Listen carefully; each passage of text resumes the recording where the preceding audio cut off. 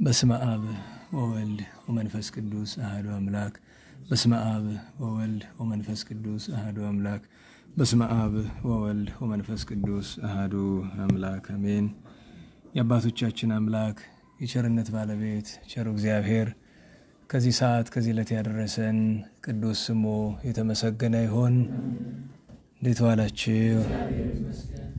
እንዴት ሰነበታችሁ? ቸርነቱ ይቅርታው ምሕረቱ በጎነቱ የባሕሪ ገንዘብ የሆነው እግዚአብሔር አምላካችን ቅዱስ ስሙ የተመሰገነ ይሁን። ዝትነ ማርያም ድንግል ወላዲተ አምላክ ቅዱስ መስቀሉ ቅዱስ ቤተ ክርስቲያኑ ያከበራቸው ቅዱሳን ሁሉ ስማቸው የከበረ የተመሰገነ ይሁን። የተመሰገነ ይሁን። የውጭውን ከዘጋህልኝ ብቻ ልጠቀም፣ የውስጡ ብቻ እንዲሰራ አድርገው።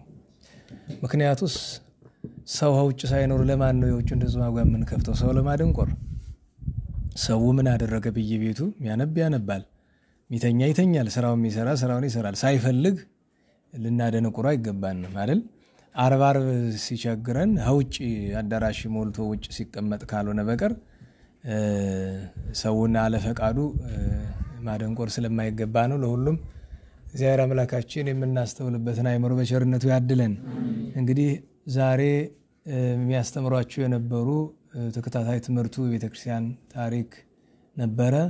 ነገር ግን ጥቂት ስላመማቸው የቅዱስ ሚካኤል ዓመታዊ ክብረ በዓሉ ነውና ጉባኤው ከሚታጠፍ አስተምር ሲሉኝ ጊዜ ይህስ በረከት ነው ለሁላችንም ብዬ ጥቂት ኃይለ ቃላትን ለመነጋገር ነው እንደ እግዚአብሔር ፈቃድ። በመጽሐፈ መሳፍንት ምዕራፍ 13 ቁጥር 17 ላይ ያለውን ኃይለ ቃል መኑ ስምከ የሚለውን አንስተን ጥቂት ታሪክ ተርከን የቅዱስ ሚካኤል የአባታችንን በረከት እንሳተፋለን ማለት ነው። ለትምህርታችን ማንሻ እንደነገርኳችሁ መኑ ስምከ ስምህ ማን ነው የሚለውን ማንሻ እንወስዳለን። እንግዲህ ስምህ ማን ነው የሚለውን ቃል የተናገረው በወቅቱ በእስራኤል ምድር በዘመነ መሳፍንት የነበረ ማኑሄ የሚባል ደግ ሰው ነው። መኑ ስምከ ከማመ በጽሐ ነገርከ ንሰብህከ፣ የነገርከን ነገር በደረሰ ጊዜ እንድናመሰግንህ እንድናከብርህ ከፍ ከፍ እንድናደርግህ ክብርህን ገናናነትህን እንድንናገር ስምህ ማን ነው ብሎ ጠይቆታል።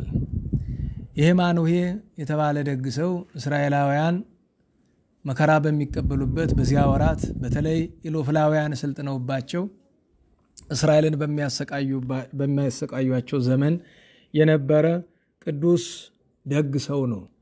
እንትኩ የምትባል የተባረከች ሚስት ነበረችው። ልጅ አልነበራቸውም። 2 ሐዘን ነበረባቸው። ወዲህ ልጅ የላቸውም፣ ወዲያ ሀገራቸው መከራ ውስጥ ነበረችና በዚህ ምክንያት ሲያዝኑ ሲተክዙ ሲጸልዩ በአንድ ወቅት የእግዚአብሔር መልአክ ለእርሷ ተገለጸላትና ትጸንሻለሽ፣ ወንድ ልጅም ትወልጃለሽ፣ ግብሩ እንዲህ ያለ ነው፣ እንዲህ ያለ አያደርግም፣ እንዲህ ያለ ያደርጋል፣ እስራኤልን ከመከራ ይታደጋል ብሎ ከእርሷ ሶምሶን እንደሚወለድ ነገራት።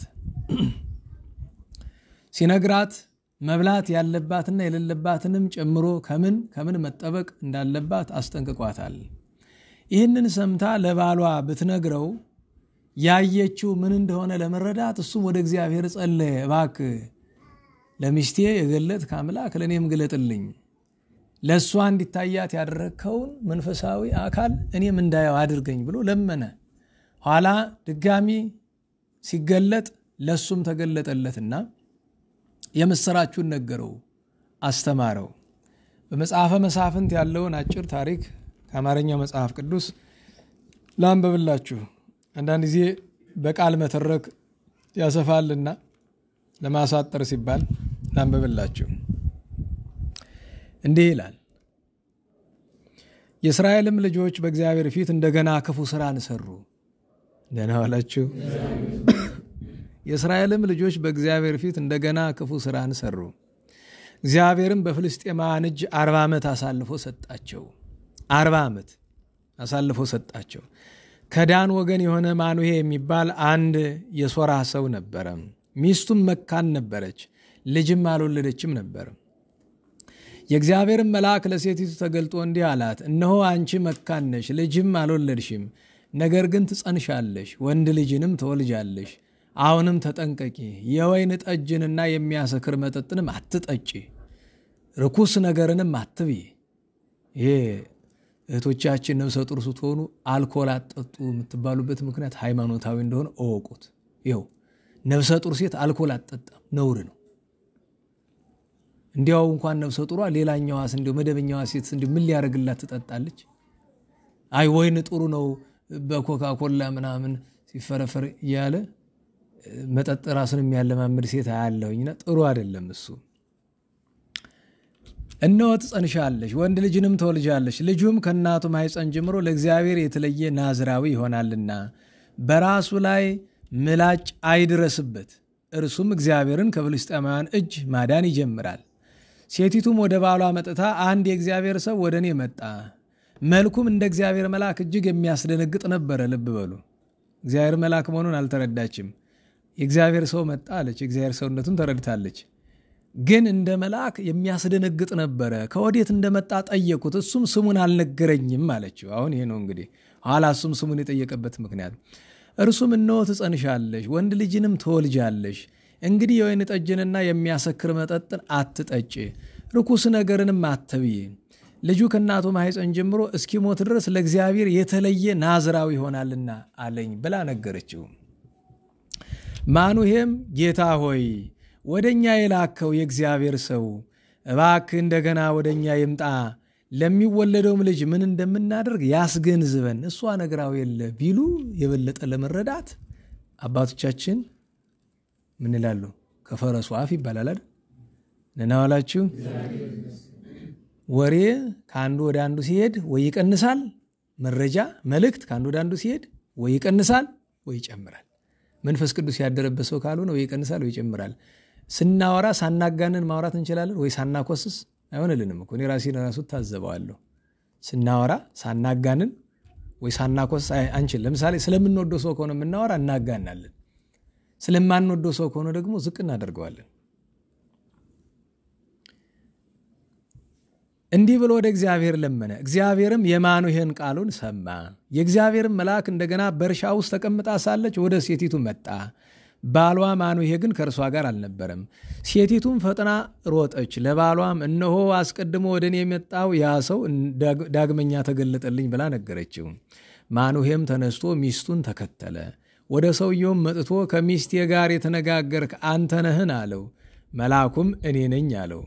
ማኑሄም እነሆ ቃልህ በደረሰ ጊዜ የልጁ ነገሩ ግብሩስ ምንድር ነው አለው። የእግዚአብሔር መልአክ ማኑሄን ለሚስት ከነገርኳት ሁሉ ተጠበቁ፣ ከወይንም ከሚወጣው ሁሉ አትብላ፣ የወይን ጠጅና የሚያሰክር መጠጥንም አትጠጣ፣ ርኩስንም ነገር ሁሉ አትብላ፣ ያዘዝኳችሁን ሁሉ ጠብቁ አለው። ማኑሄም የእግዚአብሔር መልአክ የፍየል ጠቦት እናዘጋጅልህ ዘንድ ግድ እንልሃለን አለው። እንግዲህ እንግዳ አድርጎ ሊቀበለው ፈልጎ ነው። የእግዚአብሔር መልአክ ማኑሄን አንተ የግድ ብትለኝ እህልን አልበላም፣ የሚቃጠለውንም መስዋዕት ብታደርግ ለእግዚአብሔር አቀርበው አለው። እንግዲህ ሰው ስላልሆነ መቼም አይበላምና።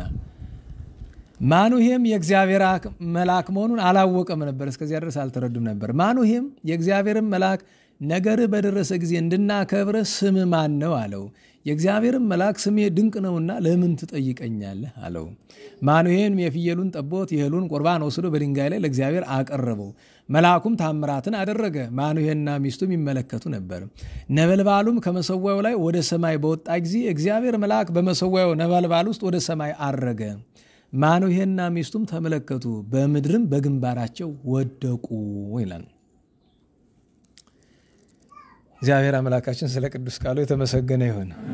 ጊዜውና ድካሙ ነው እንጂ ለማንበብ ደስ ይላል። ደግሞ ሳነብ ጎበዝ ሳልሆን አልቀርም። በእውነቱ ደህና ነኝ አይደል? ለክፉ አልሰጥም። ደህና ነኝ። ለምን መሰላችሁ? ስታነቡ ለራሳችሁ ነው ማንበብ። ችን ጥበብ ፈሊጥ ስንክሳርም ስታነቡ ለማንም ብታነቡ ለማን ነው ማንበብ? ጥሩ አንባቢ ለማን የሚያነብ ነው? አዎ ለራሱ የሚያነብ ነው ይላሉ መምህሮቻችን አባቶቻችን በቀኝ አቁማቸውና ጥሩ አንባቢ ማለት ለራሱ የሚያነብ ነው። አንተ ከገባህ ችግር የለውም፣ እሱ ይበቃል። እና ታሪኩ እንደዚህ ይመስላል በመጽሐፍ ቅዱስ ላይ የተጻፈው እና ይሄ መልአክ ማን ነው ለሚለው በየድርሳናቱ በተለያየ ስም ተጠርቷል። እንግዲህ በድርሳናት ሲጻፍ እንደምታውቁት ቅዱሳን መላእክትን አሁን ድርሳናትን የሚያዘጋጁ አባቶቻችን አንዳንዶቹ ስሜ ድንቅ ነው ስሜኒ መድምም ብሎታልና ድንቅ ነው ግሩም ነው ብሎ ስላለው ማን ይሆን ነው ምርምሩ። እንዴት ዋላችሁ? አይ በቃ ችግር የለው ሰርቷል። ቀንሰው እንዴት ዋላችሁ? ቀንሰው አሁንም በስቷል። ሰማችኋል? አሁን ገደልከው ደግሞ ጨርሱ። እንዴት ዋላችሁ? ይበቃል። አሁን ከውጭ አለ የውጭ ማይክ የለም አይደል? አዎ። ይሄንን የምልበት ምክንያት አንደኛ እናንተ በተማራችሁት እንግሊዘኛ ፕራይቬሲ የምትሉት ነገር አለ አይደለም? ሰዎች በማደሪያቸው ሳይፈልጉ ማዳመጥ የለባቸውም። እኛ እየወቀስነ በየቤተ ክርስቲያኑ የተሰቀለው ድምፅ ማጉያ እረፍት ነሳነ እያልን እየወቀስነ እኛ ለምን ሰው እንረብሻለን ነው አንደኛው ነገር። ሁለተኛው ነገር የምናገረው ነገር እዚህ ያላችሁትን አያስቀይማችሁም፣ ምክንያቱም ፈልጋችሁ ስለምትመጡ። ከውጭ ያሉት ግን ይቀየማሉ። በመናገር ምንም ብናገር ይቀየማሉ። ለምን አስቀይማቸዋለሁ? እኔ ሁልጊዜ አዝናለሁኝ። የሚቀየሙት በእውነቱ መንፈስ ቅዱስ ስለራቃቸው አውቃለሁኝ። አንድ ሰው ስለሱ ካላወራው ተግሳጽ ስለተናገርኩ፣ ለምሳሌ ካህን የሚመለከት የካህንን ጥፋት ስናገር ካህን የሆነው የሚሰማው ሁሉ ይከፋዋል። በመጀመሪያ ደረጃ እንዴት ዋላችሁ? አንድ የመንግስት ሰራተኛ ሲሰርቅ አየሁ ብዬ ካልኩኝ የማይሰርቀው የመንግስት ሰራተኛ ለምን እንደሚከፋው ነው አይገባኝም። መንግስት ሰራተኛ ሁሉ ሌባ ነው ካልኩ ይሄ ያስቀይማል አይደል? ቄሱ ሁሉ ክፉ ነው ካልኩ ያስቀይማል አይደል? ሰባኪ ሁሉ እንዲህ ነው ካልኩ እንደዛ አይደለም አይደል? ግን ጥፋቱን መናገር ነውር የለውም። ለሁሉም እንዲህ ባለው ክብረ በዓል ደግሞ በውስጥ መነጋገሩ ይሻላል። ከውጭ የሚቀመጡ ሰዎች ደግሞ እኔ ለነሱ ግድ የለኝም። ምክንያቱም ወንበር እያለ ውጭ የሚቀመጡበት ምክንያት አይገባኝም። ምናልባት ከመንግስተ ሰማያት በውጭ አድርገን እያሉ እየተመኙ እንደሆነ አይገባኝ። እውነቴን ነው። ቦታ ሲታጣ የመቸገር ይባላል። ቦታ እያለ ከውጭ የሚቀመጡ ሰዎች ለምን እንደሆነ አይገባኝም እኔ እና እንደዚያ ስለሆነ ከውጭ ያሉ ሰዎች ተሰማቸው አልተሰማቸው ጉዳያችን አይደለም። እኛ ገብቷቸዋል። መግባት አልፈለጉም። ይልቅ የቤተ ክርስቲያን ድምፅ ዋጋ የሚከፈትበት ምክንያት ምንድን ነው? ከውጭ ያለው ሰው እንዲሰማ ነው አይደል? ህግ ነው ማስቀደስ ከፈለገ የት ነው መግባት ያለበት? ከውስጥ። ድምፅ ማጉያ የምንከፍተው መቼ ነው? የውስጡ ሞልቶ ግዱኑ ከውጭ የሚያስቀድስ ሰው ከተገኘ የውስጡ ሞልቶበት ማለት ነው። ገብቷቸዋል። ከዚያ ውጭ ድምፅ ማጉያ ከፍቶ መቀደስ የሚባል ነገር የለም። ድምፅ ማጉያ መከፈት ያለበት ከውስጥ ነው እንጂ ዝም ብለን ለአይዛቡም ለምኑም ሁሉ ስንዘራው እንውላለንና በሱ አዝናለሁኝ። ለሁሉም እንዲያው ከተነሳ ላይ ቀርብዬ ነው። ቅድም ማንሻ ላይ ልላችሁ ብዬ የዘነጋሁትን ነገር ልንገራችሁ። ምስባኩን የለወጥኩበት ምክንያት አንዳንድ ጊዜ የተሻለውን ምስጢር መምረጥ ነው። ሶበትሬውም ለጠቢባን ይመውቱ ከቅዱስ ሚካኤል ይልቅ በባህራን ታሪክ ውስጥ ስላለው ስለዛ ክፉ ሰው ነው ንግግሩ። ስለዚህ በምስባክ ያን ክፉ ሰው ለምን እናወሳዋለን? ምክንያቱም ምስባክ አባቶቻችን ምስባክ እንደዚህ የሚመርጡበት ምክንያት ምንድን ነው ከተባለ ምስባክ ከምስጋና ባለፈ ትምህርት ስለሆነ፣ ምክንያቱም በኋላ ከወንጌል በኋላ ካህኑ ሊያብራራው ስርዓት ስላለ እንደዛ ነው። በእኛ ቤተክርስቲያን ግን ቀርቷል። እንዲህ ያለ ነገር ስለሌለ እኔ የምመርጠው ምስጋና ነክ የሆነውን ነው እስካልጠፋ ድረስ። ዋናው ቅዱስ ሚካኤልን ዛሬ ቅዱስ ሚካኤል ባህራንንም መርዳቱን፣ ቅድስት አፎምያንም መርዳቱን፣ ሌሎች ቅዱሳኑንም መርዳቱን የምናስብበት የተአየን መልአከ እግዚአብሔር አውዶሙ ነው። ሁለተኛ ነገር ደግሞ አንድ ማስታወሻ ልስጣችሁ። ዳዊት ስትደግሙ የሚያምታታ ቃል አለ አይደል? ያድህኖና ያድህኖ የሚል እና የተአየን ላይ አይጠብቅም። ያድህኖ ብላችሁ ብታጠብቁት ያድነው አይደለም። እዚህ ላይ ግን የተአየን መልአክ እግዚአብሔር አውዶሙ የእግዚአብሔር መልአክ በዙሪያቸው ይሰፍራል ይከትማል አለ። ለለ ይፈርህዎ በእነማን ዙሪያ? በሚፈሩት አለና ያድናቸዋል ነው ያድናቸው ነው? ያድናቸዋል ከሆነ ወያድህኖሙ ብላችሁ ላላ ማድረግ ነው። ወያድህኖሙ እና ደግሞ አንዳንድ ቦታ በጣም በልማድ ጣዕሙ ሲባል እሰማለሁ። ጣዕሙ ነው እንጂ ጣዕሙ አይደለም። ጣዕሙ የሚል ቃል አለ። እዚህ ቦታ ግን ጣዕሙ ነው። ምን በሉ ነው? ቅመሱ ወታይምሩ አለ። ታውቁ ዘንድ ወይም ጣዕሙ ወተአምሩ፣ ተቅመሱ ከቅመሳችሁ ዘንድ ደግሞ ትረዱታላችሁ፣ ታውቁታላችሁ። ከመሄር እግዚአብሔር ቸር እንደሆነ በመልአኩ አድሮ የሚሰራው ስራ የቸርነቱ ስራ ስለሆነ ማለት ነው። እነዚህን ሁለት ማስታወሻ ለዚያ ነው እንጂ በእውነቱ የቅዳሴ ተብሎ ስለታዘዘ ነው። የቅዳሴው ላይ ያሱ ምክንያቱም የታየን ሁል ጊዜ በየወሩ ስላለ ለዚያ ለዕለት ምስጢር ለውጦ ነው። ለእኔ ለዕለት ምስጢር ያንን ባለጠጋ የሚመለከት ምስባክ ከመስራት ይልቅ እንደ እኔ ቅዱስ ላሊበላን የሚመለከት ዚዮኩነኔክን የመሰለ ነበረ። ወይም ቅዱስ ላሊበላን የሚመለከት ቀዳሚ ሀለ ጥበብ ፈሪሃ እግዚአብሔር ነበረ እኮ አይደለም። እና አንዳንዴ ምስባክ መቀየር የሚያስፈልግበት ጊዜ ይሄ ነው። መምህራን ቀይራሉ። ለዚያ ሲሆን አንተ መምህር ነው ወይ እንዳልሆንኩ ነግሬያችኋለሁ። ግን ደግሞ መቼስ የአቅሙን የወረወረ ፈሪ አይባልም እንደሚባለው ነው። ወደ ነገራችን እንመለስና ዛሬ ቅዱስ ሚካኤልን ለማሰብ ይሄን ስምህ ማን ነው የሚለውን በኋላ እንመለስበታለን። እኔ በእውነቱ ሁልጊዜ ቅዱስ ሚካኤልን ከመጽሐፍ ቅዱስ ካሉ ታሪኮች አንጻር እንተርካለን። እኔ ዛሬ ድሮ በልጅነታችን የባህራንንና የአፎሚያን ታሪክ ለመስማት እንጓጓ ነበረ። ሲያድል ደግሞ የነ ተላሶንን አይደል ተላፊኖስ ባእል የነ ዱራታኦስ ቴዎብስታን ታሪክ ለመስማት ከሁሉ ግን አፎሚያ የግብጾች ስንክሳር ዛሬ እየተመለከትኩት ቅድስት አፎሚያንና ቅድስት አውፎሚያን ቀላቅሏቸዋል። አይታ የግብጾች ስንክሳር ምን ይላል? በዚህ ዕለት ቅድስት አፎሚያ ሰማዕት ሆነች ይልና ታሪኩ ግን ሰማዕትነት የለውም። የቅዱስ ሚካኤልን ስዕል ይዛ አማተበችና አረፈች የሚለው የኛው ስንክሳር ላይ ያለው ታሪክ ነው። እዚህ ቤት ምስጢር ነግሬያችኋለሁ። ግብጾች ስንክሳራቸው ጠፍቶባቸው የኢትዮጵያን ወስደው እንደገና እንደተረጎሙ እንዴት ዋላችሁ? ከየኢትዮጵያን ስንክሳር ወስደው የነሱ የኛ የመጣ ከማን ነው? ከግብጽ አይደለም። እንደገና የነሱ ጠፍቶ 14ቱ ቅዳሴ እንዴት እንደጠፋ ላልገባቸው ሰዎች ይሄን ነገሯቸው። ስንክሳራቸው አሁን የሚጠቀሙበት ከኢትዮጵያ ወስደው እንደገና ሞዲፋይ አድርገው ከነሱ የመጣው ከነሱ ጠፍቶ እንደገና ወስደው ሞዲፋይ አድርገውታል።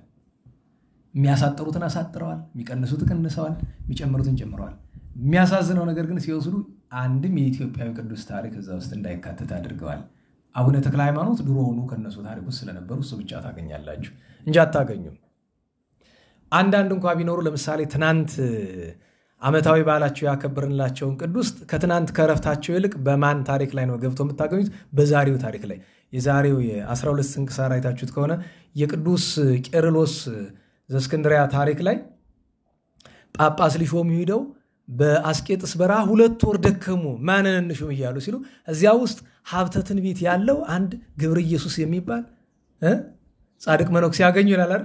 ኢትዮጵያዊ ነው እኮ እዚያ የሚኖር የነበረ ኢትዮጵያዊ ነው አይሏቸውም። አሁን ዛሬ ስለ ግብጾች ለማውራት ፈልጌ አይደለም፣ እንዲያው ነገር ስላነሳው ነው። ለሁሉም እስኪ የቅድስት አፎሚያን ባጭር እናንሳው ለእህቶች፣ ከዛ ደግሞ የቅዱስ ባሕራንን እናንሳ ለወንድሞች። ቅዱስ ሚካኤልን እንዴት ማክበር አለብን? በዚያው ትምህርት የምናገኝበት ይመስለኛል። በኋላ ቅዱስ ሚካኤልንም ስምህ ማን ነው ብለን እንጠይቀዋለን። ራሳችንም እንጠይቃለን ስማችን ማን እንደሆነ። እሱ ማጠቃለያችን ይሆናል።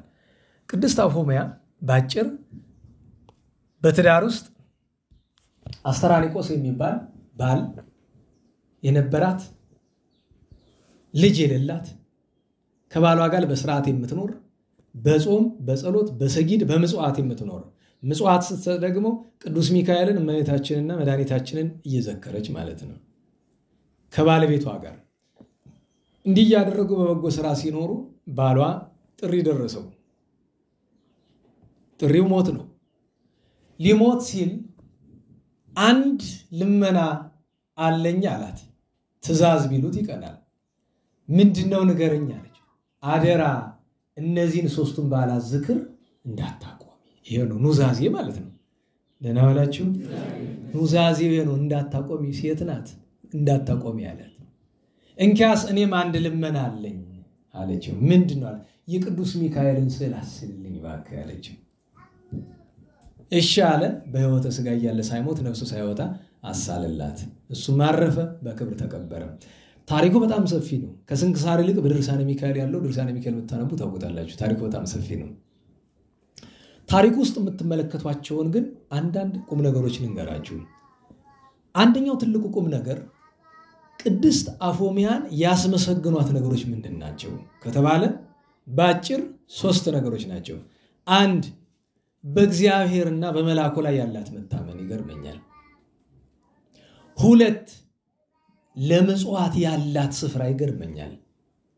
3 ለንጽህና ያላት ቦታ። ድንግል ናት አንልም በትዳር ውስጥ ስለኖረች፣ ነገር ግን ከአንድ በላይ ማግባት አልፈለገችም። ስለዚህ ጸላይ ሰናያት እሷን ለመጣል በ3ቱ ነው አይደለም ይመጣባት። እምነቷን ለመጣል እምነቷን ለማስተው ሲፈልግ መነኩሴ። ልብ በሉ፣ በዚህ ዘመን በጣም ክርስትናችን የሚፈተንበት ምንድነው? ጸላይ ሰናያት ማማውን ነገር መጣው አይደል? በዓል በሆነ ቀን ቢቀርብኝ ይሻላል። ለምን ግን ማንሳቱም ያስገድደኝ ምን እንደሆነ ታውቃላችሁ? በዚህ ዘመን እዩት፣ ክርስትናችን ብዙ ሰው ክርስትናውን እንዲጠላ የሆነበት ምክንያት አንዱ ቀመነኮሳትን ካህናትን የሚያደርጉትን ነገር እያየ እንዴት ብሎ ወደ ክርስቶስ መምጣት ይችላል? ልክ የእስራኤላውያን ፈሪሳውያንና ሊቃነ ካህናትን እያዩ ከእግዚአብሔር እንደተለዩት ማለት እኮ ነው። ጌታ ምን አላቸው? እናንተም አትገቡ ሌሎችም እንዳይገቡ ትከለከላላችሁ ብሏል እኮ የእግዚአብሔር ወደ እግዚአብሔር መንግስት። ስለዚህ ሲፈልግ መነኩሴ መስሎ ሲፈልግ መልአክ መስሎ ይመጣል፣ እምነቷን ለመፈተን በእግዚአብሔርና በመልአኩ ላይ።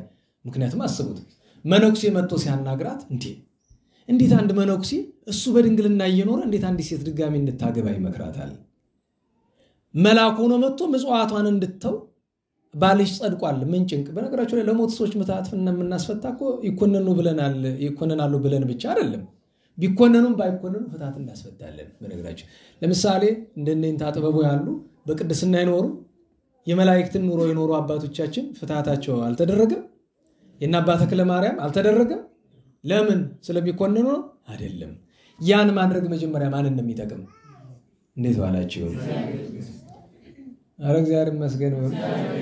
ያላችሁ ቋት መስሉ ቤተክርስቲያን ውስጥ ገብተን መጽሐፍ ስናነብ ምን አብርተን ነው? ንገሩኝ። ጧፍ እናበራለን አይደል? ብርሃኑ ለማን ነው መጀመሪያ ጥቅሙ? ለራሱ ላብሪው እኮ ነው። ባትሪ አንድ ሰው መንገድ ላይ በጨለማ ሲል ታገኙ ባትሪ ታበራለታለህ። ያበራው ለሱ ነው። መጀመሪያ ግን የሚጠቅም ለማን ነው? ለራስህ እኮ ነው። እና ስለዚህ ፍትሃት ምጽዋት የሚጠቅም ለራስ ነው መጀመሪያ። ስለዚህ በእምነቷ ፈተናት። ሁለተኛ የሚጠቅማት ምጽዋት ስለሆነ አተኮራ ያዘችው ምጽዋት እንድትተው ነበር የሞከረ። ሶስተኛ ከአንድ በላይ አላገባም ብላ ንጽህናን ስለወደደች ከአንድ በላይ ማግባት አለብሽ ብሎ እንቢ ብትለው እኔ እኮ ይገርመኛል። አሁን እናንተ እገሌ የተማረ ነው ትለኛለህ፣ ከሰይጣን በላይ ተማራለ። እንዴት ዋላችሁ? ሰይጣን ብሎ አዲስ አያውቅ ተፋዋል። እንኳን እሱ ይሄ ሁሉ ጴንጤ የሚሰብከው ሰይጣን አድሮበት አይደለም የሚያሰብከው። አስቡት፣ አባቶቻችን ጌታችንን ለመፈተን እንኳን የፈጠረውን አምላክ ጌታችን ኢየሱስ ክርስቶስን ለመፈተን እንኳን ምን ይዞን የቀረበ ጥቅስ እስመ ለመላእክቱ የዞም በእንቲአከ ከመ ይቀቡከ በኩሉ ፍናዊከም እያለ ማለት ነው። ጥቅስ አይደለም ቁም ነገሩ፣ መጽሐፍ ቅዱስ ማጥናት አይደለም ቁም ነገሩ ብዬምላችሁ ለዛ ነው። ዕውቀት አይደለም ቁም ነገሩ። ትናንት ስለ መማር የተማራችሁ ልጆች መማር ምንድነው የሚለውን ነገር አዳምና ሔዋን የተማሩትን ትምህርት አይደለም የምንፈልገው፣ ሐዋርያት የተማሩትን ነው ብለናል። አዳምና ሔዋን ዕውቀትን ፈለጉ፣ ከሰይጣን አገኙት። ሲያገኙት ግን አይናቸው ሲገለጥ ምን ሆነው ነው ያገኙት? ራቁታቸውን ከጸጋ ተራቁተው ከልጅነት ወድቀው ዕውቀቱንም አወቁ፣ ክፉና በጎ ለዩት። በቃ ይሄ ይጠቅማል ይሄ ጎዳል ነው፣ ግን ከወደቁ በኋላ ነው ያወቁት። አስቡት፣ የዚህ ዘመን አንዳንዱ መካሪም በዚህ ተለዩታላችሁ፣ ከሰይጣን ነው ከመንፈስ ቅዱስ ነው የሚለው መጣ። አግቢ አላት አይደል?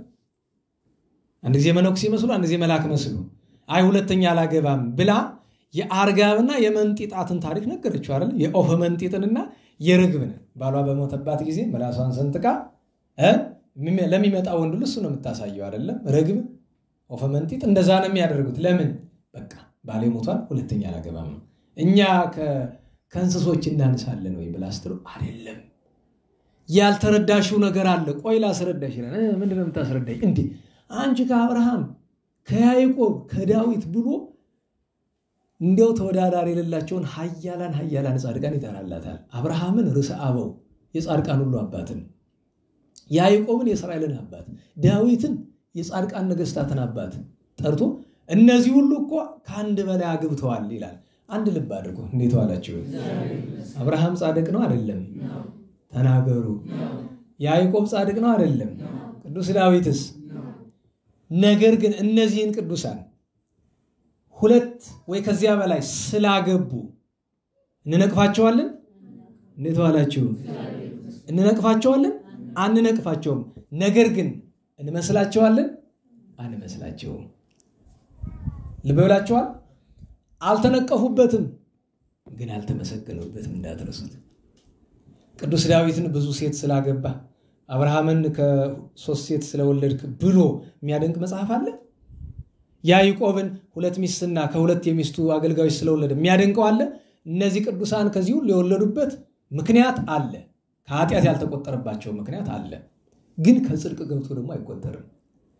ያንን ጥቅስ ሲያመጣላት ምን ትመልስ? እስቲ እናንተ ብትሆኑ እህቶቻችን እንደዚህ እውነቱን ነው እኮ እንዴ!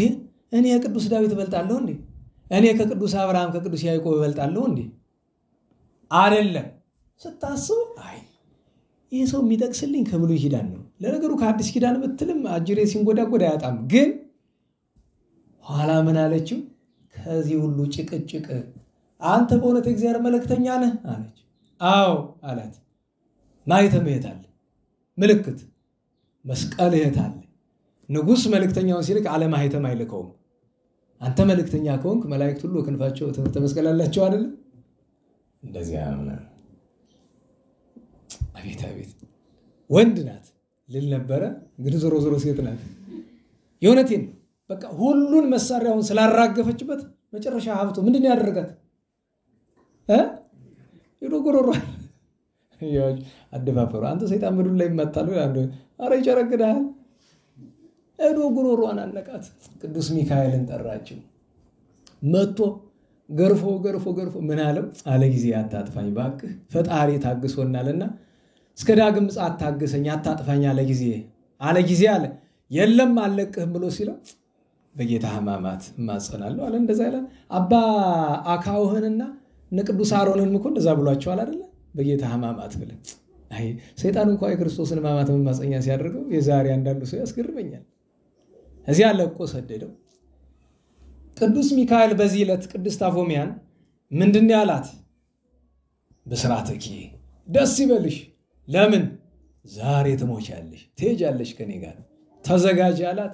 ሀብትን ንብረቷን የቀራትን በሙሉ ለድሃ አካፈለች። ጳጳሳትን፣ ካህናትን፣ ዲያቆናትን ጠራች። የቀረውን ውሰዱና ለድሃ ስጡ አለች። የቅዱስ ሚካኤልን ስላድነው እንደታቀፈች አረፈች። ቅዱስ ሚካኤል ከሌሎች ወዳጆቹ መላእክት ጋር በዝማሬ ወደ ሰማይ አሳረገ። መንግስቱን አወረሳት፣ እንድትወርስ አደረጋት ነው። እንዴት ዋላችሁ? ይሄ ነው ቅዱስ ሚካኤልን መውደድና ክርስቲያን ትምህርት ይለዋል። ይሄ ነው። ቅድስት አፎሚያ የተግባር እንጂ የቀለም ትምህርት አይደለም የነበራት። አንድ ክርስቲያን የተግባር ትምህርት እንጂ የቀለም ትምህርት ብቻውን አይጠቅመውም። ቅዱስ ባህራን ከወላጆቹ ነው ምስጢሩን የምናገኘው። ድሆች ግን ቅዱስ ሚካኤልን የሚዘክሩ። ያ ባለጠጋ ሰውዬ ሀብት አለው አይመጸውትም። እነዚህ ግን ከድህነታቸው ከችግራቸው። አንድ ሰው በቀደም ደወለና ከውጭ ሀገር የሚኖር ድሃ ያለ ይመስላችኋል? አይመስላችሁም? አለ እኮ ውጭ ሀገር የሚኖር ድሃ መሆናቸው ግን ሁለት ወገን ነው። አንዳንዶቹ ሰነፉ ነው። አንዳንዶቹ ግን የሚያገኙትን ገንዘብ በሙሉ ለገዳም ለድሃ እየሰጡ እነሱ ገንዘብ የላቸው እና እንዲያው ማገዝ ፈልጌ ነበረ ማግዘው ሰው አካውንት አለኝ። ስለማውቅ ምስጢሩ ምን ተከናንቦ ምን ገልቦ ይላሉ አባቶቻችን። መጀመሪያ ለራስ ምን አለና ነው አንተ የምትረዳ? ለራስ ብዙ ጊዜ ተቆጥቻለሁ። ተው ገንዘብ አጠራቅም እያልኩኝ አሁን እዚህ ዘመን ሰው እንደዚያ ተብሎ የሚመከር አይመስልም አይደል? አለ እኮ እንደዚህ ያለ ሰው። ኧረ ተው አጠራቅም እየተባለ የሚመከር የሚያኖረኝ እግዚአብሔር ምን ጭንቅ እያለ አያጠራቅምም። እና ያን ብሎ ሲል አይ ከሌለ ምኑን ተረዳ ብዬ ስለው የሚያሸንፍ ኃይለ ቃል ተናገረ። ምን ብሎ?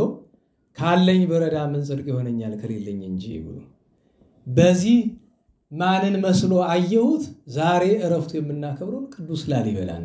ቅዱስ ላሊበላ በቤተ መንግስቱ ተቀምጦ ሳለ ውሎ ማታ አንዲት ማዕድ ነው የሚቀምስ። የኢትዮጵያ ንጉሠ ነገሥት ቅዱስ ላሊበላ ውሎ ማታ አንዲት ራት ነው የሚቀምስ። ራቱ ደግሞ እንጀራ ተጋግሮ የእንጀራው ዳርዳሩ ቅርፊቱን ነው የሚመገብ። ለምለሙ ለድሃ ቅርፊቱ ብቻ። ቅርፊቷ ተቆርሳ 3 ጉርሻ ብቻ ነው የምትሆነው። ስለዚህ 3 ትምህርት ወሰድናል። አንድ ውሎ አንድ ማዕድ ነው የሚበላ። ሁለተኛ ለምለሙን ለድሃ ሰጥቶ እሱ ጠርዙን ነው የሚበላ፣ ቅርፍቱን ማለት ነው። ሶስተኛ አችን ቅርፍቱንም 3 ጉርሻ አድርጎ 3 ነው የሚጎርሳት። እና ስብሐተ እግዚአብሔር አድርሶ አባቶቻችን ምግብ ሲመገቡ እንደኛ አቡነ ሰማያተኛ አቡነ ሰማያት ለማለት ያስቸኩለናል። ከዳዊት ብዙ አንቀጽ ደግሞ ነው የሚበሉ ጻድቃን። እና ከዚያ አደራርሶ ሊመገብ ሲል ገና ሊጀምር ሲል ስመ እግዚአብሔር የሚጠሩ 3 ድሆች መጡበት። እንዲህ ከቤተ መንግስት ድሃ ምን ሊያረገባ እንዳትሉ እንደ ዛሬው እንዳይመስላችሁ ብዬ ነው። ዛሬ ለመግባት ስንት አጥር አልፈ ስንት ጋርድ አልፈ ነው አይደል? በቅዱስ ላሊበላ ዘመን ጠብዘበኛ የለም ምን የለም። ማንም ሰው የፈለገ ሰው ቀጥ ብሎ በቅዱስ ላሊበላ መድረስ ይችላል ንጉሠ ነገሥቱ። እና የሱ ረዱ እንደ ዘመናዊ አጠራር ጃግሬው ነበረ። ግን ቅዱስ ስለሆነ ጃግሬ አንለውም። ረዱ ምንማን ናቸው እስኪ ብቅ በላይ እያለው ብቅ ቢል አይ 3 ድሆች ናቸው ርቦናል እያሉ አለ። ጥራቸው አለው። አስገባቸው። አንድ ጊዜ ላንዱ ለሶስቱ አጎረሳቸው። ያለቀ ራቱ። ከዚያ 3ቱ ያን ጎርሰው ተመልሰው ሲወጡ እቺ ጉርሻ ማደሪያ አትሆናቸውምና ለእያንዳንዳችሁ እስኪጠግቡ ድረስ መግባቸው አለውና ገብቶ ወደ ዙፋኔ ሲል ጌታዬ ራትህን ላቅርብልህ እንጂ ጦምህን ታድር አለው። አይ ሌላ አስቀርቤ ከበላውማ ምን ጽድቅ ይሆነኛል? ጦሜን አድራለሁ እንጂ ብሎ ገብቶ ወደ ስብሐተ እግዚአብሔር ገባ። ያን ጊዜ ረዱ ደንግጦ እየሮጠ መጣ። ምን ሆንክ አለው። ጌታዬ 3ቱ ድሆች ክንፍ አብቅለው ወደ ሰማይ አረጉልህ። እነዚህ አንደኛው ወዳጁ የዘወትር ረዳቱ ቅዱስ ሚካኤል፣ ሁለተኛው በክንፉ አዝሎ ወደ አየራት ያዟዙረው የነበረ ቅዱስ ገብርኤል፣ ሶስተኛ የቅዱስ ይምርሃ ወዳጅና መጋቢ የነበረው ቅዱስ ሩፋኤል ናቸው ጉርሻውን የተቀበሉለት። ነገርን አመጥቶት ነው። ግን ዛሬ ዕለቱ ነው የቅዱስ ላሊበላ ዛሬ በረከቱን ያሳድርብን። እና ከችግራቸው የሚመጸውቱ ናቸው፣ ከጎደላቸው የሚመጸውቱ ናቸው። ሰው ምን ይላል? አስራት አውጣ ስትሉት ከዚህች ብሳ ደና ሳገኝ ይላል። ቅድም የተነበነው ምንባ ያያችሁት አይደል? ገብርኄር ወመን የሚለው እንዴት ዋላችሁ? የገብርኄር አነጋገር ምንድነው? ባለ 5ቱ ባለ 2ቱ ሲያተርፉ ባለ 1 አንሶበት ነው። ሰው መታመን ለዛ አይደለ? ኦ ገብርኄር ወመን ዘበውሁድ ምእመነ ኮንከ። በምን ታምናል አለው? በጥቂቱ በትንሹ ታምናል ነው። ከ10 ብር 1 ብር፣ ከ1 ብር 10 ሳንቲም፣ ከ10 ሳንቲም 1 ሳንቲም፣ ከ1 ሳንቲም የ1 10ኛዋን መክፈል ካልቻልክ አንተ አትታመንም ለእግዚአብሔር። ደጋግሜ እንደምነግራችሁ አስራት ማያወጣ ሰው መቁረብ አይችልም። እንደዚህ ከሆነ ኢትዮጵያ ውስጥ አሁን የሚቆርበው 99% መቁረብ አይችልም። እንዴት ዋላችሁ? ምን ይሻላል? አይ ምን ላናርመው ይቅርብን ብለን እንተው ወይስ መናገር ልቀጥል? ምን ትመክሩኛላችሁ? እስቲ እናንተ እስቲ ምክር ልጠይቃችሁ። ልቀጥል ወይስ ምን እንደው የዚህ ዘመን ሰው እንተውኛ? እንዴት ዋላችሁ? ስብሰባ ድሮ አስኳል አስተማሪ ያለው አርማጭሆ ስብሰባ ይደረጋል። ያ ጠቅላይ ሚኒስትሩ መለስ ዜናዊ የሆነ ንግግር ሲያደርጉ ወይ ትምህርት ሚኒስትሩ ምናምን እነዚያ ሲያደርጉ ውይይት ይባላል። ካድሬ ይሰበስበናል። ከዛ አስተማሪዎች ስንሰበሰብ ዛሬ እንናገር ለውጥ እናመጣለን ወይስ ይቅርብን ብለን ስን ሁሉ ወደኔ ያዩ ማለት ነው። ተናገር እንጂ ለምን ይሉኛል። እኔ መጀመሪያ ለደግ ነበር ይመስለኝ ለካ ለማስመታት ነው። ያስተማሪም ክፉ አለው በነገራችሁ ላይ አረ ለነገሩ ያስተማሪ ጥሩ የለውም። እውነቴን ነው። እኔ አላቅ በተለይ አስኳላ አስተማሪ በዚህ ዘመን ሀገሪቱን ያበላሻት ሲያስኳላ አስተማሪ አይደለም ነው። ህሊና ቢስ ጠቅላላ አስተማሪ አለ እንደ አስኳላ እዚህ እውነቴን ነው። ግን ሁሉን ማለት አይደለም። ለምሳሌ የማስተምርበት የነበረ ትምህርት ቤት አጠቃላይ 60 ምናምን አስተማሪዎች ነን አንድ ትምህርት ቤት ያለ ነውና ከዛ ውስጥ ህሊና ያለው 10 ሰው ከተገኘ ለተአምር እኔ እቀጣለሁ። የገረመኝ ነገር ልንገራችሁ። ይሄ ምንድን ነው ይባላል? ሆምወርክ ነው የሚባል ነገር አለ። እንደዚህ የሥራ አሳይመንት ተቀበሉ ሄደው ሰርተው ሲመጡ አንዳንድ ሴቶች የሰሩት አሳይመንት ውስጡ ላይ የጥያቄው መልስ አይደለም ያለ ሌላ ጥያቄ ነው ያለው ውስጡ ላይ። ዘመናዊ ጥያቄ ማለት የእውቀት ጥያቄ እንዳይመስላችሁ የጾታ ጥያቄ። ለማን? ላስተማሪው። እና ግራ ገብቶኝ ይሄንን ወስጄ ላስተማሪዎቹ ባሳያቸው በአጋጣሚ ያንን የላኩት ደግሞ ትንሽ መልክ አላቸው የሚባሉ ናቸው መሰለኝ። መልክኛስ ምን ያቅተናል? ያጥረናል እንዴ? እውነቴን ነው። እንበልጣቸዋለን እኮ ምግባር የለንም እንጂ መልክ አሮዲያ እውነቴን ነው። ይሄን ደግሞ ይዘው መልክ አለኝ አለ እግዚአብሔር ሥላሴ የፈጠረኝ እግዚአብሔርን ከመሰልኩ አይበቃኝም? ሌላ ኮተት ውስጥ አትግባ፣ ይበቃኛል። እኔ በማንኛውም መልክ ምን ያስቀናናል? ምን ቢሉኝ ጥሩ ነው? ተሰብስበው ስታፍ ላይ ተሰብስበን ታድለ አይሉኝ። እነዚህ አሁን አጋንንት ናቸው ሰዎች ናቸው። ተማሪ የጾታ ጥያቄ ለአስተማሪው ስላቀረበች ታድለ ያን ያለም ይማራቸው ይማረን። በእውነቱ ወደ ጉዳያችን እንመለስ። ምን እዚያ ሁሉ ኮተት አስገባን?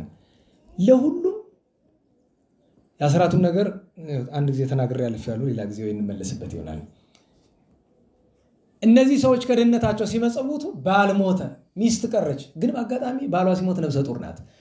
ልትወልድ ምጥ ይዟት በምትጨነቅበት ጊዜ መልአኩ ሚካኤል እኔ ምስኪን ደሃ ዘመድ የለኝ ላዋልድሽ የሚለኝ የለኝ። ይህን ታሪክ በነገራቸው በተግባራቸው እንደማቅታቃላችሁ እዚህ ትክልንጋይ አንዲት ሴት ነበረች፣ ምንም ወገን የሌላት ግን አንዲት ልጅ አለቻት። ነፍሰ ጡርና ማን ይደረስላት? ሐኪም ቤት ስለመውሰድ ለማዋለድ ደህና አደረች የሚላት ሰው የለ። ግን ሚካኤልን ተወዳለችና ልጅቱ ሰው ፈልጋ ዞራ አንድ ደህና ሰው ተገኝቶ ይዘው ሲመጡ ማለት ነው ራሷ ብቻዋን ቤቷ ወልዳ አትባ ሁሉ ነገር ጨርሳ አቅፋን የተገኘችው። ዛሬም በግልጥ አለ የቅዱስ ሚካኤል ተአምር። በእውነቱ ብርሃን በቤቷ በራ። ቅዱስ ሚካኤል አዋለዳት ማለት ነው በሰላም ያለ ምጧን አቅሎ እንድትወልድ አደረጋት። ከዚያ ግን ቅዱስ ሚካኤል ትንቢት ተናገረ። ምን ሲል? ይህ ሕፃን ባደገ ጊዜ የዚህን ክፉ ባለጠጋ ንብረት ይወርሳል ብሎ ሲናገር ይህንን የሰማ ማን ነው? ራሱ ሰውየው። ጎዶኛለሁ አለ። እዛ ተራቀቀ። በመራቀቅ ትንሽ ሕፃኑ በእግሩ ዳዴ እስከሚል ድረስ ጠብቆ አንቺ ሰው አላት። እስከዛው ድረስ የሚያስገርመው ነገር ድርሳነ ሚካኤል ላይ ተመልክታችሁት ከሆነ እቺ ሴት ምንም የላት የምትበላው። ለምትበላው ሄዳ ከባለጠጋው እርሻ ቃርሚያው ነው አይደል የምትሰበስብ። ከቃርሚያው ሰብስባ እንኳን ትመጸውታለች። ስለ ቅዱስ ሚካኤል እኔ ጥበቡ እንድታስተውሉ እግዚአብሔር በቅዱስ ሚካኤል የሚሰራውን ስራ ልብ ብሎ አሁን ብዙ ሰው የሚያይ ከኋላ ሄዶ ለባህራን የተደረገለት ነገር ከሱ ይልቅ በጣም የሚደንቅ ነገር አለ። ይህች ሴት መከራዋን አይታለች። ቅዱስ ሚካኤል ዋጋዋን ሊከፍላት ፈልጓል።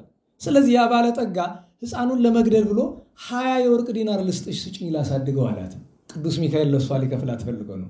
20 ወርቅ ዲናር ቀላል እንዳይመስል ዘና አድርጎ የሚያኖር ገንዘብ ነው። ማት ነው። 20 ሳንቲም እንዳይመስል 20 ብር አይደለም፣ 20 ሺህ ብርም አይደለም። ማት ገንዘብ ነው። ወርቅ ታውቃላችሁ?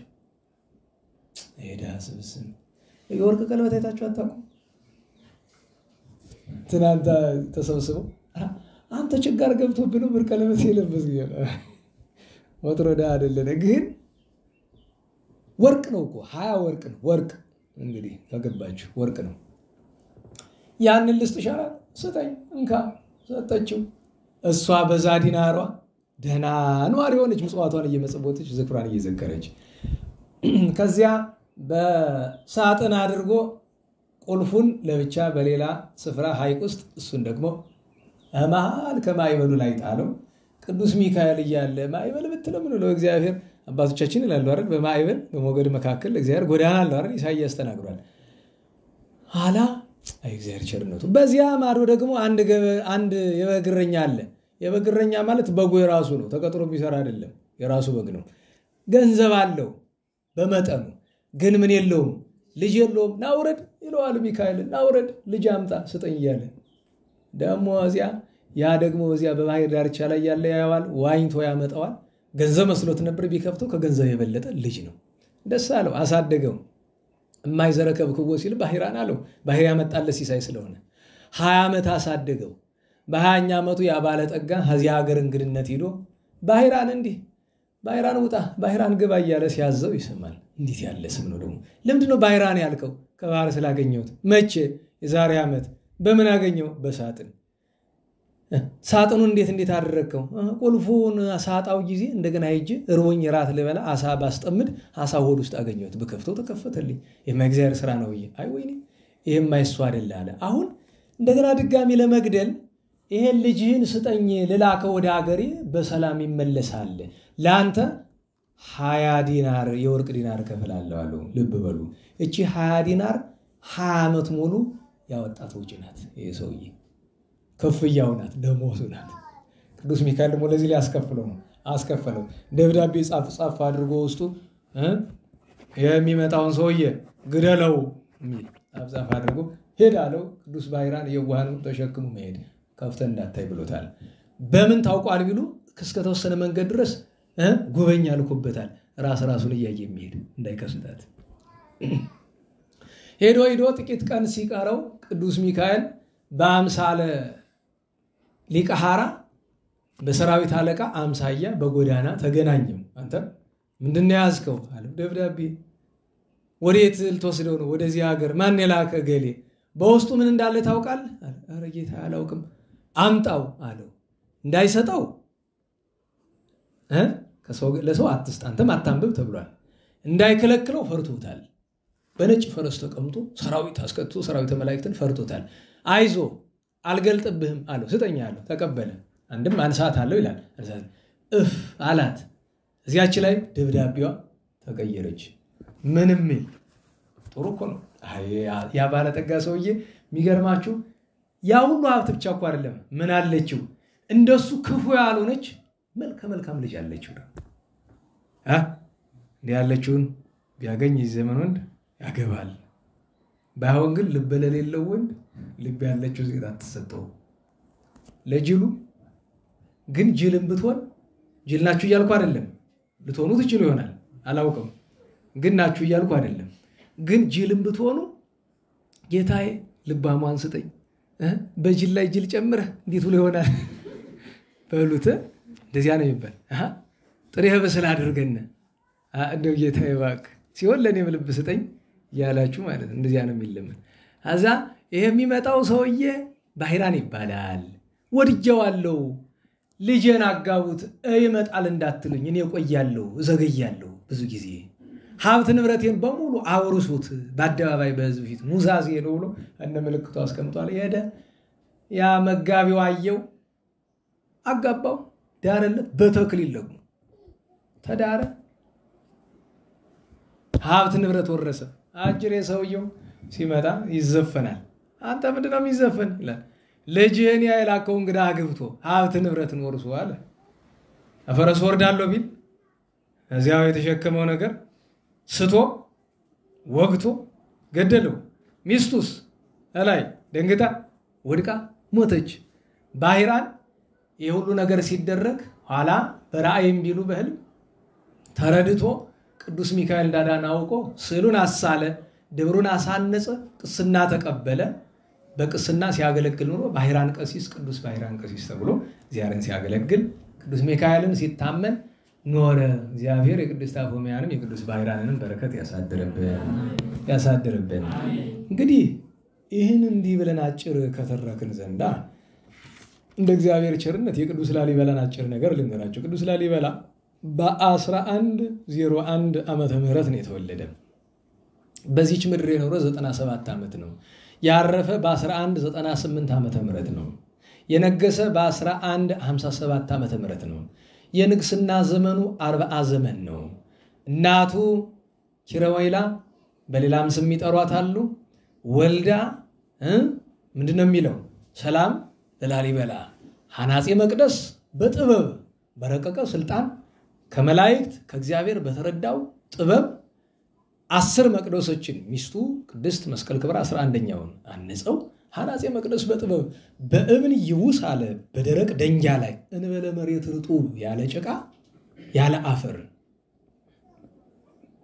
በዘይት አምር ሎቱ መስፍና ወምግብ እንደሚሾም ህዝብ እንደሚያስተዳድር ይታወቅ ይረዳ ዘንድ ወዝንቱ መዓር አለ። ይሄ መዓር የሆነ ሰው ተወዳጅ የሆነ ሰው ተድላ ነገስቱ ህዝብ የነገስታት የህዝቡ ተድላቸው የሚሆን ይሄ ቅዱስ ሰው በዕለተ ተወለደ ተአክተ በንህብ እናቱ ምን ከቦት አየችው?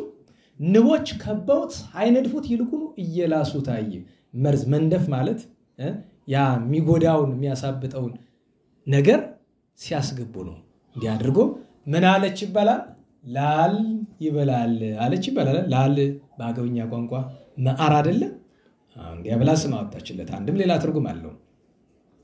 ቅዱስ ላሊበላ ተወልዶ አድጎ የሚገርመው ነገር ኋላ ለቅድስና ይበቃ ለጊዜው ግን ቅንዓት አድሮበት የነበረው ቅዱስ ሐርቤ ወይም ቅዱስ ገብረ ማርያም ያን ጊዜ ንጉስ ነበርና ወንድሙ እንደሚነግስ ሲረዳ ቅንዓት አድሮበት አስገረፈው። ከ3 ሰዓት እስከ 7 ሰዓት ለ4 ሰዓት አስገረፈው።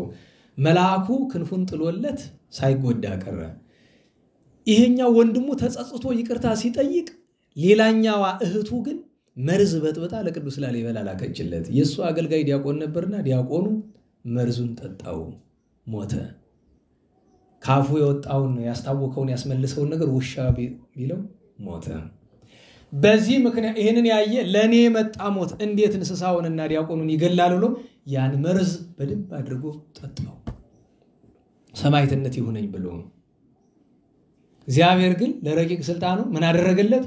በሆዱ ውስጥ የሚኖር በሽታ ነበረ፣ እንደ አውሬ ያለ ሆዱን ውስጡን የሚበላው ያ መርዝ ሄዶ እሱን ገደለው። ይህ እኮ አስገራሚ ነገር ነው። በነገራችን ላይ ዛሬ ከኒና ውጦ የማያውቅ ሰው አለ? ጭራሽ ከኒና የሚባል ወይ ሽሮፕ የሚባል እኔ ውጭ አላውቅም የሚል ሰው አለ? በነገራችን ላይ ሁላችን የምንወስደው ከኒና መርዝ እንደሆነ ታውቃላችሁ። የመርዝነቱ መጠን ግን እኛን ከመጉዳት ይልቅ በአብዛኛው ሄዶ በሽታ ይሄ ጀርም እንደሚባል ባክቴሪያ ጀርምና ባክቴሪያ ለመግደል ቫይረስ ደግሞ ሳይንሱ አይሞት የሚለው የለም ለማዳከም ነው ማለት የሚባል ግን አንዱነት እንዳትረሱ እኛን አይገለንም ነው እንጂ አይጎዳንም አይደለም። መርዝ ስለሆነ የሆነ ክፍላችንን መጉዳቱ አይቀርም። ለዛ ነው ከኒና አታብዙ የሚባለው። ያ የጠጣው ነገር ሄዶ ግን በእግዚአብሔር ጥበብ ነው እንጂ መርዝ ሄዶ ገብቶ መቼም ያንን ውስጥ ያለውን በሽታውን ብቻ አይገለውም። እሱ የእግዚአብሔር ጥበብ ነው። እንዲህ ያደረገ ኋላ ቅዱስ ገብርኤል ወደ ሰማያት ወስዶ በሰማይ ያለውን ሁሉ አሳየው። ቅዱስ ላሊበላ የነበረበት ዘመን የክሩሴደርስ የሚባሉ መስቀል ጦረኞች የሚባሉት ከነ ሳላሃዲን ጋር በዚህ ከእስላምና መስቀል ጦረኞች የሚዋጉበት ጊዜ ነበር። በዚያ ጊዜ በጣም ብዙ ስደተኞች ከእስላሙም ከክርስቲያኑም ወደ ኢትዮጵያ ይመጣ ነበርና ይሄ የፕሪስተን ጆን ኦፍ ኢንዲስ የሚባለው ታሪክ የጀመረ በቅዱስ ላሊበላ ምክንያት ነው ይባላል። ቄሱ ዮሐንስ ተብሎ ስም ይወጣለት ለቅዱስ ላሊበላ ነው ይባላልና ቄስ ሆኖ ማለት ጻድቅም ካህንም ቅዱስም ሁሉም ነገር የሆነ ንጉስ ማለት ነው። በዓለም ላይ ታይቶ የማይታወቅ እና የቅዱስ ሰው እነዚያን 10 አብያተ ክርስቲያናትን ሰራ። የንግስናውን ዘመን ሲጨርስ ለወንድሙ ልጅ ለቅዱስ ናኩቶ ለአብ አውርሶ እሱ መንኖ በድህነት በጦም በጸሎት ተወስኖ ሲኖር በዚች ቀን በተወለደ በ97 ዓመቱ ሲያርፍ እርሱን መገነዣ የሚሆን ጨርቅ አልተገኘም። ከቤቱ ምንም ነገር ከበዓቱ ምንም ነገር አልተገኘም። ስለዚህ ምን አደረጉ? ከነበረው ላስታውስት ከነበረው መሬት ለካ አንዲት መሬት በ3 ሜትር ተረፈች ኖራለች። ያችን መሬት ሽጠው መግነዝ ገዝተው ነው የገነዙት። እስከዚያ ድረስ ነው። ታዲያ ጌታችን ምን አለው? ክብርህ እንደ ሐዋርያት ነው፣ ስምህን የጠራ ዝክርን የዘከረ ደጅህን የረገጠ ኢየሩሳሌምን እንደረገጠ ብሎ ከዚያው ከ10 አብያተ ክርስቲያናት መካከል ባንዱ በጎልጎታ ሄዳችሁ የምታውቁ አይታችሁት ይሆናል። እዚያ በክብር ቅዱስ ሥጋው አርፏል። እግዚአብሔር የቅዱስን በረከት ያሳድርብን። ዛሬ ቅዱስ ሚካኤልን የምናከብረው አንደኛ እግዚአብሔር እሱን የሾመበት ቀን ነው፣ የተሾመበት መታሰቢያ ነው። ሁለተኛ ነገር ቅድም የነገርኳችሁ ታምራት ያደረገበት ለነባህራ ለነአፎሚያ መታሰቢያ ታምራቱ ነው። ሶስተኛ ዛሬ ቅዳሴ ቤቱ ነው። ቅዱስ ለእስክንድሮስ ጣዖት ቤቱን ዙሃል በሚባል ኮከብ አክላወጳጥራ ይላል። ዘመናዊ ሰው ማን ነው የሚላት?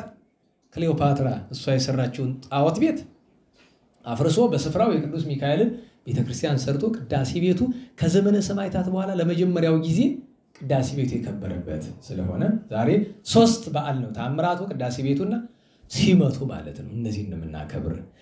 ታዲያ ማጠቃለያችን በመጽሐፈ መሳፍንት ላይ ያለው ኃይለ ቃል ነው። ስምህ ማን ነው? አሁን ነገርህ በደረሰ ጊዜ እንድናከብርህ፣ እንድናመሰግንህ፣ ክብርህ እንድንናገር ስምህ ማን ነው አሉት።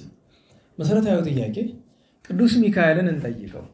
ስምህ ማን ነው ብለው ሲሉት ለነሱ ስሙን አልነገራቸውም። አሁን ቅዱስ ሚካኤል ነው ቢሉ፣ ቅዱስ ገብርኤል ነው፣ ቅዱስ ሩፋኤል ነው ቢሉ፣ ራጉኤል ነው ቢሉ ያስኬዳል። አሁን የሁሉንም መጀመሪያ እንመለከት። ቅዱስ ሚካኤልን ስምህ ማን ነው ብለው ለነሱ ምንድን ያላቸው? ስሜ ድንቅ ነው አለ። ነው አላችሁ? መድምም አለ፣ ግሩም ነው፣ ድንቅ ነው አለ። ስሙ ማን ነው ንገሩኝ። ስሙ ማን ነው? ቅዱስ ሚካኤል ማዕረጉ ቅዱስ ማዕረጉ ነው። ስሙ ማን ነው? ኧረ ንገሩኝ። ኧረ አይሰማኝም። ሚካኤል ሚካኤል ምን ማለት ነው? ንገሩኝ። ኧረ ቀጥተኛ ትርጉሙን እንጂ መጀመሪያ ድንቅማ በኋላ ስንተረጉመው ነው። እንደ እግዚአብሔር ያለ ይሄ ስም ድንቅ ነው አይደለም? ሚካኤል ነው የሚሉት በዚህ ምክንያት ነው። ሁለተኛ ቅዱስ ገብርኤል ነው ብንል ገብርኤል ምን ማለት ነው? አምላክ ወሰብ እግዚኦ ገብር ነው አይደለም? አምላክ ሰው ሆኖ ጌታ አገልጋይ ሆኖ እንግዲህ አምላክ ሰው ሆኖ ግን አምላክነቱን ሳይለቅ ጌታ አገልጋይ ሆኖ ነገር ግን ምንም ሳይለቅ ጌትነቱን ሳይለቅ ይሄ ነገር ድንቅ ነው አይደለም? ድንቅ ነው። ሩፋኤል ምን ማለት ነው? አንድ መስተፍሲ ዋናው ትርጉሙ ግን ሩፋኤል ማለት መልአከ ጤና ፈዋሲ፣ እግዚአብሔር ፈውስን የሚሰጥ አምላክ ነው። ማንም የማያድነውን የሚያድን ማን ነው? ኧረ ንገሩኝ። ሩፋኤል ማለት እሱ ነው። ድንቅ ነው አይደለም? ነው። እያንዳንዱን ስም ብትጠሩ እንደዚያ ነው። ቀድሞ የሚጠቀስለት ግን ቅዱስ ሚካኤል ነው። ዋናው ነገር ግን ስምህ ማን ነው ብሎ ሲለው የቅዱስ ሚካኤል ስም ውስጥ የምታገኙት ነገር ምንድን ነው? አንድ የቅዱስ ሚካኤል ስም ውስጥ የእግዚአብሔር ክብርን ያለ ነው። ዛሬ ትምህርት እንዲሆነን ስም የምታወጡ በተለይ ሰዎች ጥንቃቄ እንድናደርግ ነው። ሚካኤል ብሎ ስም ያወጣ ማን ነው? እኛ ተሰብስበን ነው ያወጣንለት። ማን ያወጣለት ስሙን? እግዚአብሔር። ሚካኤል የሚለው ስም የማንን ክብር የሚናገር ነው? ንገሩኝ። ስማችን ታዲያ ምን መሆን አለበት? ሁላችን ስማችን እግዚአብሔርን የሚያከብር መሆን እንዳለበት መገለጫ እንዲሆን ነው። አጭር መልእክት ግን ወላጆቻችን ከበደ ዓለሙ እንደዚያ ጎሹ ባልቻ ምናምን ብለው ይሆናል። እንግዲህ እንዴት ይሆናል? እሱን ምንም አናደርገውም። ካህናት ግን እድሜ እግዚአብሔር ይስጣቸውና ድንቅ የሆነ እግዚአብሔርን የሚያከብር ስም ይሰጡናል። በ40 በ80 አዎ ድንቅ ነው እኮ። ታዲያ አንድ ትምህርት እሱ ነው። ሁለተኛው ትምህርት ስማችን እግዚአብሔርን ያክብር አንድ ነገር ሆኖ ስም ማን ነው ብሎ ሲሉት ቅዱስ ሚካኤልን ሚካኤል ቢላቸው ወይ ስሜ ድንቅ ነው ብሎ ሲላቸው ስሙ መልአኩ መገለጫው ነው። እንደናዋላችሁ የእግዚአብሔርን ድንቅ ነገር የሚገልጥ ማን ነው? ቅዱስ ሚካኤል መልአኩ። ቅዱስ ሚካኤል ከተፈጠረ ጀምሮ ምስጋና አቁሞ ያውቃል? እንዴት ዋላችሁ? የእግዚአብሔር ድንቅ ስራ መገለጫው እኮ ነው። ቅዱስ ሚካኤል ከተፈጠረ አንስቶ እግዚአብሔርን ማገልገል አቁሞ ያውቃል? ሰዎችን ፍጥረትን መራዳት አቁሞ ያውቃል? ስለዚህ ቅዱስ ሚካኤል ለስሙ የተገባ ሆኖ ተገኝቷል። መላእክት ሁሉ እንዲያው ነው ተገኝተዋል። መሰረታዊ ጥያቄ ስም ማን ነው የሚለውን አሁን እንጠይቅ። አንተ አለማየሁ፣ ቄስ መንክር፣ ሳሙኤል ማን አንተ? አብርሃም መስማ አንተም አብርሃም እንደኛው ማን? ዛማኑኤል ዘን ጨምረህ ነው አይደል? ጥሩ ነው። እሺ ቴዎድሮስ እሱ ማን ነው? ናትናኤል በሪውን ሳሙኤል የት ድጋሚ ስሞች እያገኘ ነው። ከኋላስ ዳንኤል፣ ኤርሚያስ ሸበሉ ነው።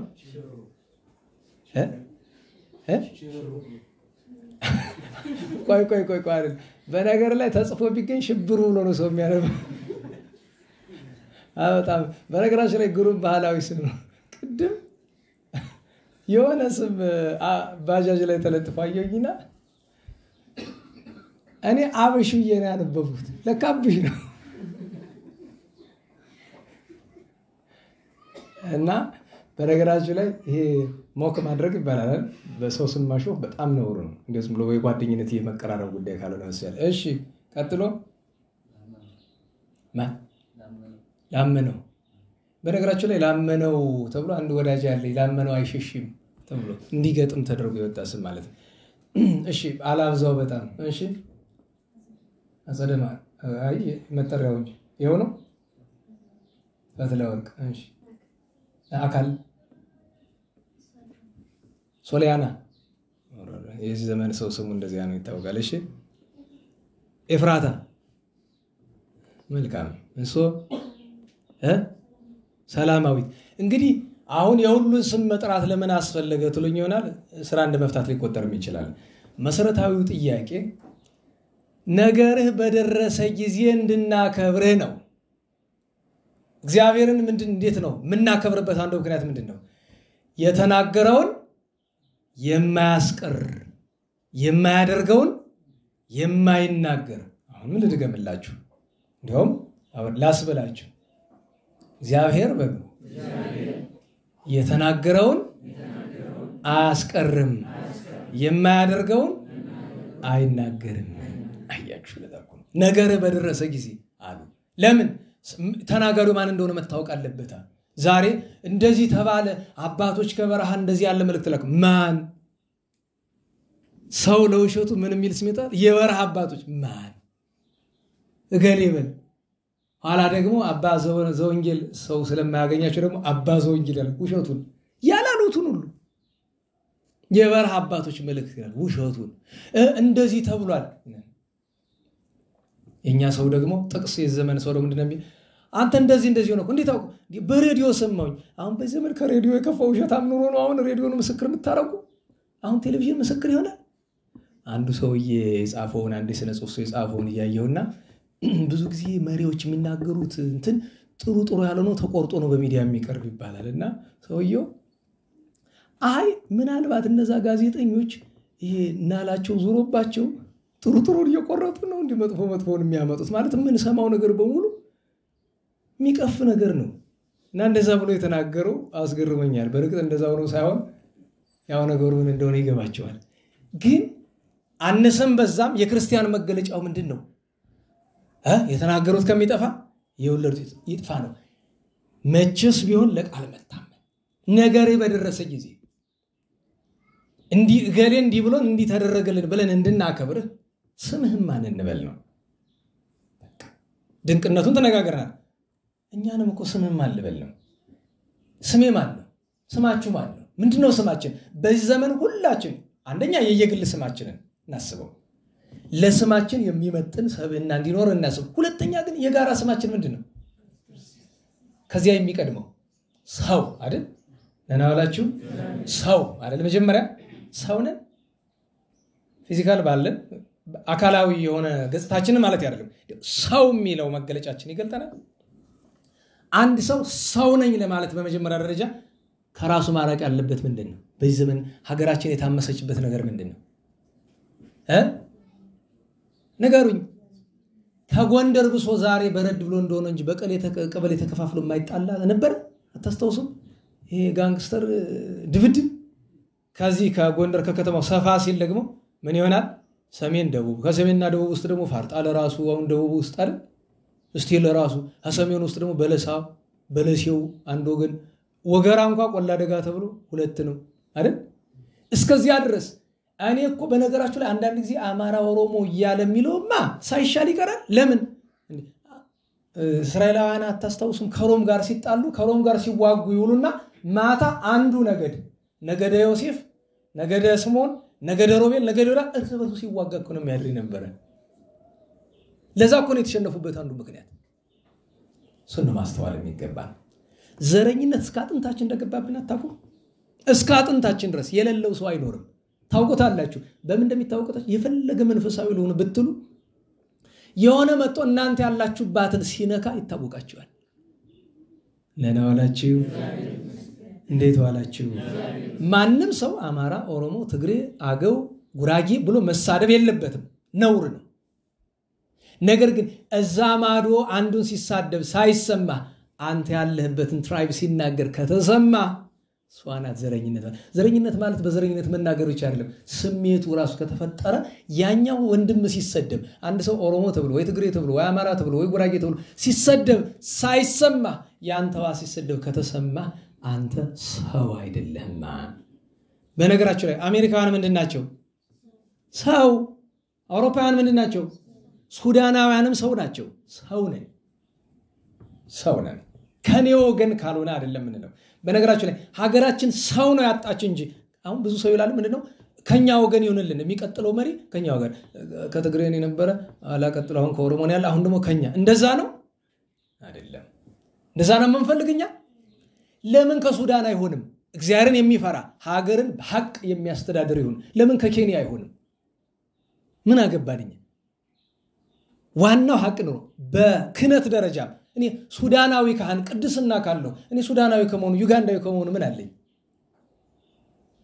ካንጀቴ ነው የምላችሁ፣ ለስብከት አይደለም። በነገራችሁ ላይ ለስብከት እያልናገርም ለስብከት እያማረኛ ላሳምር ብል እዚህ ሁሉ ጦርነት ውስጥ አልገባም ነበር። ለስብከት አይደለም ብለ ካንጀቴ የማምንበትን ነው። ነውር ካለው ግን ለምን የስጋ ወንድም የስጋ አባቴ አይሆንም? አባቴ አይሆንም እሱ። ስለዚህ መጀመሪያ ለሰውነቱ ነው። ስም ማን ነው ስንባል መጀመሪያ የጋራ ስማችን ሰው አይደል? ቀጥሎ ምንድነው? ክርስቲያን። በሞቴ እዛኛው ጉባኤ ነገርኳችሁን ላስታውሳችሁና ልጨርስ። የዛሬ 3 ሳምንት ይሁን 4 ሳምንት ምን አልኳችሁ? ክርስቲያን አየሁ እኮ በሞቴ በጣም ገረመኝ ያላልኳችሁ?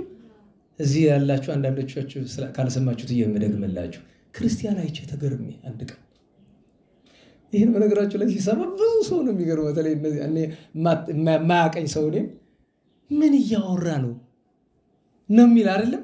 ልክ አንድ የግሪክ ፈላስፋ ነበር አይደለም? ፋኖስ አብርቶ ከተማው ሲዞር ነበር። ወዶ መሰላችሁ? እሱ ስጋዊ ፍልስፍና እየተፈላሰፈ ነው። እኔ ግን እየተፈላሰፍኩ አይደለም። እስቲ በሞቴ በስም ሁላችንም ክርስቲያን ነን አይደል? በትክክል በተግባር ክርስቲያን የሆነ ሰው ከዚህ ካለ ንገሩኝ። እንዴው ስቼ ከሆነ እኔ ለምሳሌ ተግባር ክርስቲያን ስላልሆንኩ ብዬ ነው። ለትትና አይደለም፣ ሐቁ እሱ ነው። ሚዛኑን መረዳት እኮ ነው እንደሚያደርገኝ። የክርስትናን ሚዛን ብታውቁት ይሄ የምለው ሐሳብ ይገባቸዋል። ሚዛኑ ላይ ራሴን ስመለከተው የለም የጠብታ ያክል እና በሞቴ እንዲያው ርሱ ከተነሳ ላይ ቀር ስማችንን የምንመስል እንድንሆን መጀመሪያ ፍላጎት፣ ቀጥሎ ሐዘን፣ ጸሎት፣ ቀጥሎ ጥረት ያስፈልገዋል። እደግመዋለሁ። ስማችንን ክርስቲያን መባልን፣ ሰው መባልን፣ መጠሪያ ስማችንን የክርስትና መጠሪያ ስማችንን ለመምሰል መጀመሪያ ፍላጎት ያስፈልጋል። ሁለተኛ ሐዘን፣ ጸሎት ያስፈልጋል። ሶስተኛ ጥረት ያስፈልጋል። ይሄን ሁሉ የሚያሳካው የእግዚአብሔር ቸርነት ነው። ለሶስተኛ ጊዜ ደግመዋለሁ። እኔ ሳልሆን እናንተ መጀመሪያ ምን ያስፈልጋል? ፍላጎት ያስፈልጋል። ሁለተኛ ምን ያስፈልጋል? ሐዘን፣ ጸሎት ያስፈልጋል። ሶስተኛ ምን ያስፈልጋል? ጥረት ያስፈልጋል። ይሄን ሁሉ የሚያሳካው ደግሞ የእግዚአብሔር ቸርነት ነው። እግዚአብሔር አምላካችን የቅዱስ ሚካኤልን ረድኤቱን በረከቱን ያሳድርብን። ጻድቃን የሰማዕታትን ሀብት ረድኤት ያሳድርብን። ከንጹሃን ረድኤት ከእመቤታችን ጣዕመ ፍቅሯን ያሳድርብን። የሰማነውንም በዝነ ልቦናችን ይሳልልን ያሳድርልን። ለምስጋና እንነሳ።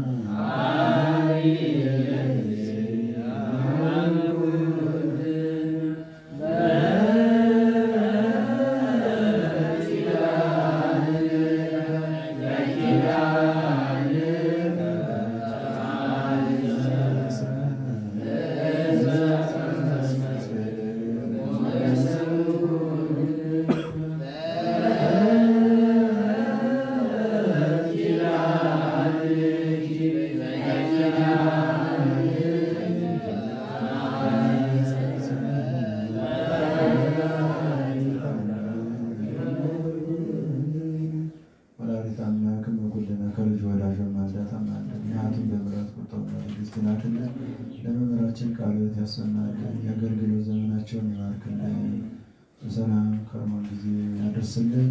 ከሩቅም ከቅርብም መጥተን ቃሉን እንድንሰማ የፈቀደልን ፈጣሪ ከተለያየ ፈተና ጠብቆ ማስተዋሉን ትዕግስቱን አድሎ ፍጻሜያችን ያሳምርልን። ወንድማችንም ቃልዎት ያሰማልን። ከቅዱሳን አባቶቻችን ከመላኩ ረድኤት በረከት ያሳትፈን። ለነፍሰ አቡነ ገብረ ሐዋርያት አገረ መንግሥተ ሰማያትን ያወርስልን። ለታመመ ሁሉ ምሕረቱን ይላክልን። ዝናመ ምሕረቱን ያድለን። አቡነ ዘበሰማያት ይትቀደስ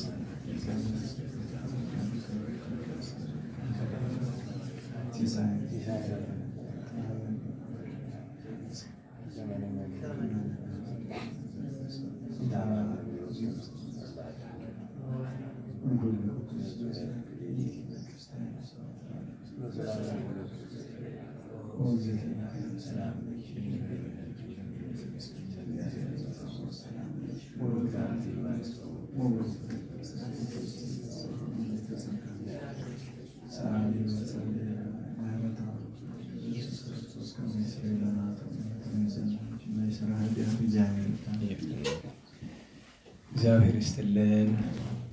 እግዚአብሔር ይስጥልን። ቃለ ሕይወት ቃለ በረከት ያሰማልን። ተስፋውን መንግስቱን እርሱን ያወርስልን። የምትሸኩሉ መሄድ ትችላላችሁ። ምናልባት ሌሎቻችሁ ግን አንድ መችሳ እናመሰግነው እንዳንሄድ አንድ መዝሙር እንዘምራለን ካሰናበትኩ በኋላ ማለት ነው። በነገራችሁ ላይ ይሄኛውን እንደ ቅዱስ ሚካኤል እንዳለ እንደዚህ ትልልቅ በዓል ሲመጣ አሁን በኪዳን ከተማ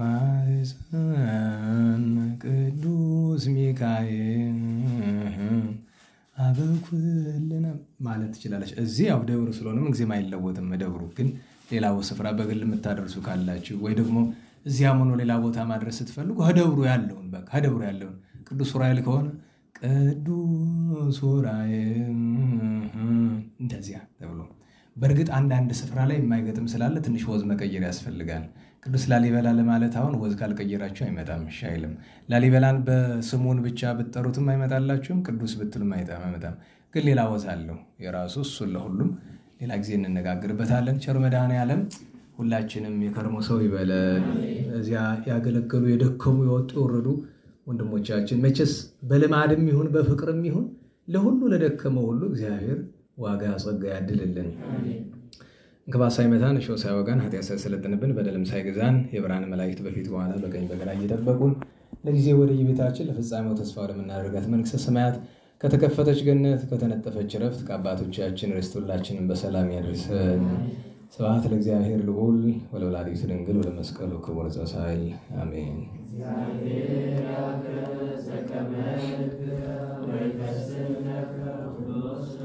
አሜን። የመሸባችሁ መሄድ ትችላላችሁ። ሌሎቻችሁ አንድ መዝሙር ንገሩኝ እናንተ የቅዱስ ሚካኤል ልብሱ ዘመብረቅ ሚካኤል ልብሱ ዘመብረቅ አይኑ ዘርግብ አይኑ አይኑ ዘርግብ አይኑ አይኑ ዘርግብ አይኑ አይኑ ዘርግብ አይኑ ሚካኤል አምባለ ወርቅ አይኑ ዘርግብ አይኑ አይኑ ዘርግብ አይኑ አይኑ ዘርግብ አይኑ አይኑ ዘርግብ አይኑ ሚካኤል አምባለ ወርቅ። ለሁሉም እግዚአብሔር የተመሰገነ ይሁን። በሰላም ያሳድረን።